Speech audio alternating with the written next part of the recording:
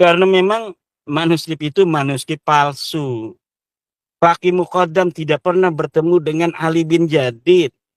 Ali bin Jadid tidak pernah punya murid namanya Faqih Muqaddam. Lihat di dalam kitab As-Suluk. Faqih Muqaddam siapa Ali bin Jadid disebutkan siapa guru-gurunya di As-Suluk 732 sudah ada. Muridnya siapa-siapa sudah ada semua.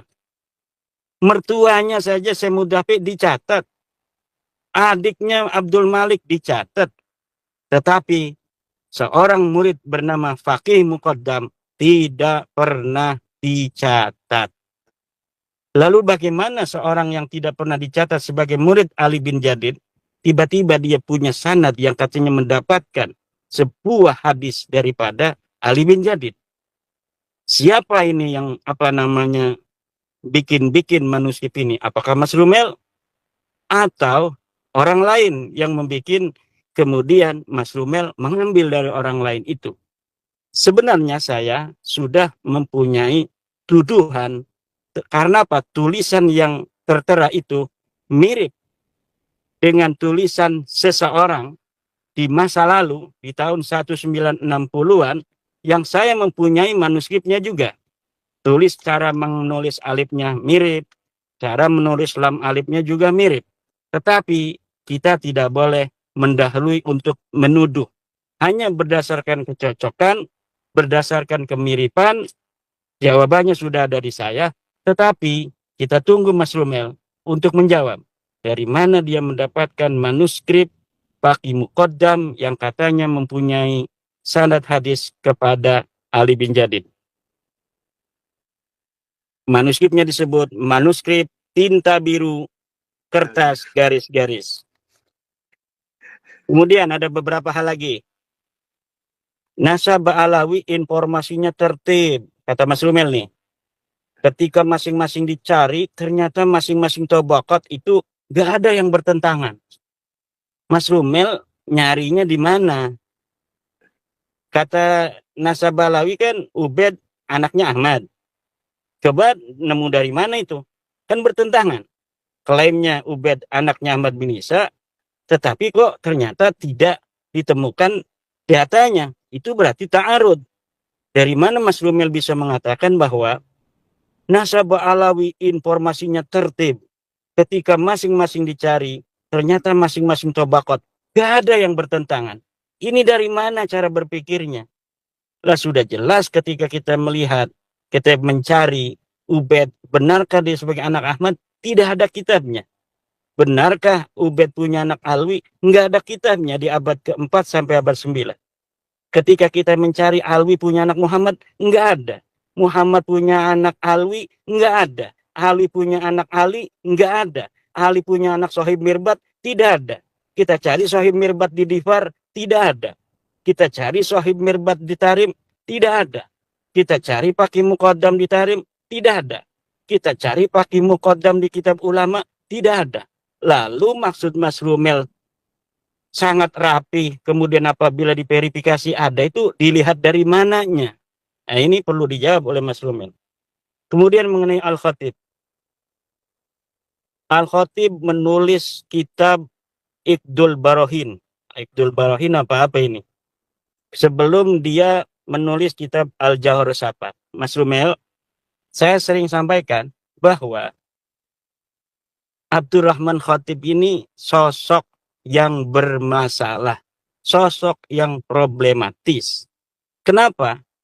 Karena ulama-ulama tabaqat, ulama-ulama biografi para ulama menyebutkan dia itu wafatnya 724 Hijriah. Lihat kitab Mu'jamul Mu'allifin, juz 5 halaman 185. Lihat kitab Hadiyatul Arifin, juz 1 halaman 526. Kitabnya jelas bisa diakses. Seorang yang bernama Abdurrahman Al-Khatib yang memiliki kitab Al-Jawharus Safab itu wafatnya 724. Bagaimana orang yang wafat 724 Hijriah dia bisa menulis seorang yang hidup yang yang hidup di abad ke-8 seperti yang hidup di abad 9 seperti Abdurrahman Assegaf, seperti Al-Idrus. Bagaimana orang yang sudah meninggal di dalam kitabnya ada nama-nama Balawi.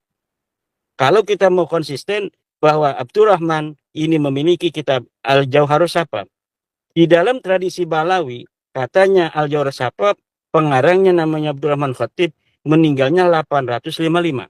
Ulama mana, saya tanya, yang pernah menuliskan seorang yang bernama Abdurrahman Al-Khatib yang punya kitab Al-Jauharus Safaf meninggal 855? Tidak ada. Inilah yang saya katakan, kenapa saya selalu mengatakan tuduhannya kepada Ali As-Sakran. Karena kitabnya sudah jelas, kemudian apa titi mangsanya jelas, wafatnya 895, kitabnya sudah dicetak, muntasir fi anha'il alam, kita bisa akses bersama, maka ujung tuduhan itu kepada sesuatu yang bisa diakses bersama. Kalau Al-Jauharus Safaf nggak ada yang bisa mengakses. Orang kediriannya saja kitab Al-Jauharus Safaf itu tidak jelas. Pengarangnya saja tidak jelas. Maka sesuatu yang tidak jelas, Mas Rumel, kita abaikan. Andai pun betul dia itu 855 wafatnya, dia itu muridnya Abdurrahman Segaf. Kalau murid Abdurrahman Segaf, juga muridnya Hasan Mu'alim Jamalulail, berarti dia ini ada subjektivitas dengan naskah Balawi. Maka walaupun dia bukan Balawi, ini kita masukkan satu genre, dia sebagai naskah internal yang tidak bisa menguatkan naskah Balawi dan tidak bisa disebut sebagai naskah eksternal. Bisalah disebut semi internal atau juga semi eksternal. Nah, sesuatu yang 50-50 begini, kediriannya saja tidak jelas. Naskahnya aja baru 40 tahun. Kemudian pengarangnya aja tidak jelas. Ulama mengenalnya dia wafat 724 Hijriah. Tapi kenapa di dalam naskah Balawi disebut 855? Ini dulu diselesaikan, baru kita bisa jadikan Al-Jauharus Safaf sebagai teman setia dari Al-Burqatul Musiqah. Nanti kita bisa katakan Dwi Tunggal naskah Balawi, Al-Jauharus Safaf, dan Al-Burqatul Musiqah. Tapi sampai saat ini, Mas Rumel, kita harus konsisten. Di dalam beristidlal, sesuatu dalil itu harus nyata. Dalilnya harus ada bukti materialnya, dalilnya harus jelas. Kalau Al-Jauharus Safaf tidak jelas.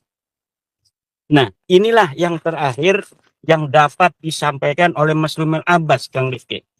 Jadi hanya berdasarkan satu naskah atau manuskrip tinta biru, yang kedua kembali ke Jauharus Safaf di abad 9, dan itu pun belum jelas. Hal-hal yang sangat dinantikan oleh para mukibbin, adanya manuskrip di abad 4, 5, 6, 7, 8, itu jauh panggang daripada api. Dan inilah hakikat dari nasab Balawi. Secara metode ilmu nasab tidak bisa diterapkan karena dia tidak bisa diisbat dengan kitab, karena tidak ada kitab yang menerangkan tentang nasabnya selama 550 tahun. Dilihat dari teori penetapan nasab dengan surah istifadah mempunyai syarat, dia tidak boleh ada mu'arid, dia tidak boleh ada penentang, sedangkan nasab Balawi ditentang oleh As-Sajarah Al-Mubarakah. Dengan teori metode nasab syahadah tidak bisa, karena metodologi isbat nasab dengan syahadah untuk orang yang hari ini ada, bukan untuk Ubaid yang ada 1000 tahun yang lalu. Begitu pula dengan metode ikrar. Maka seluruh metodologi di dalam bagaimana cara menetapkan nasab tidak bisa mengisbat Balawi. Kemudian manuskrip sama sekali tidak bisa berikan oleh Mas Rumel atau yang lainnya. Secara DNA platnya G. Sudah jelas menurut para peneliti sampai hari ini bahwa plat G itu bukanlah keturunan orang Arab. Kalau orang Arab keturunannya harus plat J1. Ya demikian.